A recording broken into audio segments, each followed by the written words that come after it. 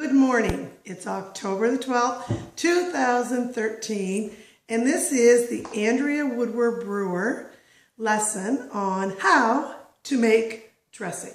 Now the dressing recipe, we will start right off, is not mine. It's Kathy Brewster's and actually her mother Clara's recipe. So the first thing you do, and I don't have the sheet with the order that Kathy sent to you, so you follow the order. My order might be a little different. So first I cooked potatoes, and you can see they're steaming. I mashed them. So the next thing you do is cut your pound of butter in half, and then I take off little slices and I mix it, just because with your masher, if you put the whole chunk in, it's not as easy to mash up. And you do need the whole half pound of butter. So I am not saying that this dressing is calorie free or fat free even. So then you mash the butter all up into the potatoes. So if you don't have a masher, there's ones that look like this, or there's any kind, any different one will do. Okay, so when you get the butter all mashed in, it looks kind of soupy, and it looks, those nice white potatoes are all yellow and mixed. Almost if you were going to cream potatoes, if you were having it for your supper, you put milk and butter in it, it would look like that. So then I make sure your masher, and then in another bowl, and this is a little job, is you take your bread. Now, I forgot to mention that if you have any old hamburger buns or hot dog buns, anything that's been, when you get a deep freezer or in the top of your freezer fridge that is old, they work great in dressing without having to go buy. So then you take your hot dog bun, and you crumble it up the same that you would do with your bread. So I have all the rest of it crumbled into little tiny pieces. So just make sure everything is, because if you get big chunks, sometimes when you're cooking it, it doesn't, it makes like chunks in your dressing. Same with your potatoes. Make sure you get those mashed up quite well.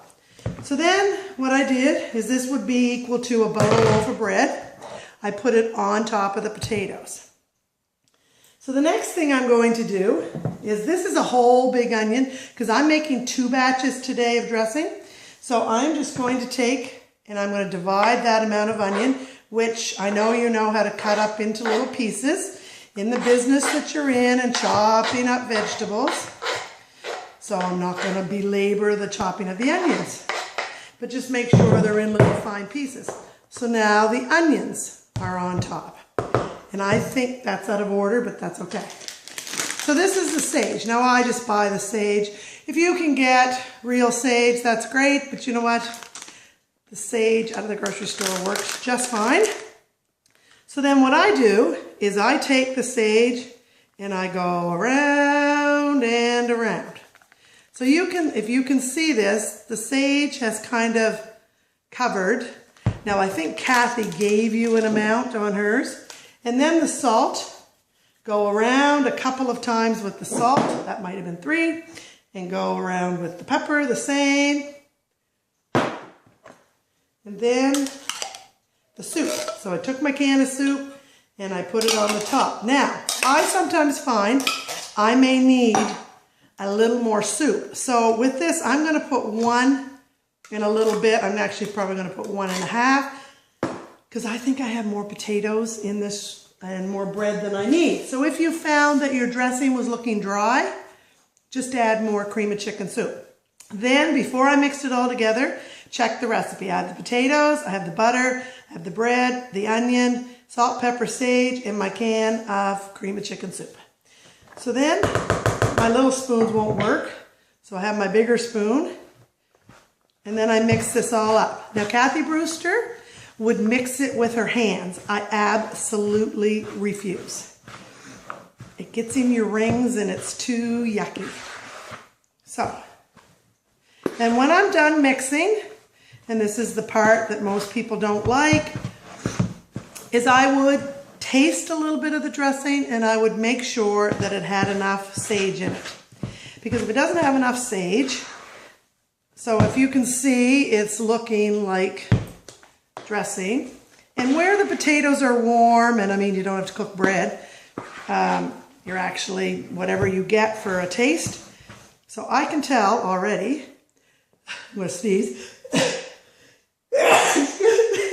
That just helps the food when you sneeze on it. So that is not enough sage. So then I would take my little sage, and what it's called is ground sage. In some places it's called summer savory, and I would add more sage to it. And I make sure that it's all mixed well, because you don't want to go and pour it out into your 13 by 9 pan and then know that you didn't have the potatoes mixed up in the bottom.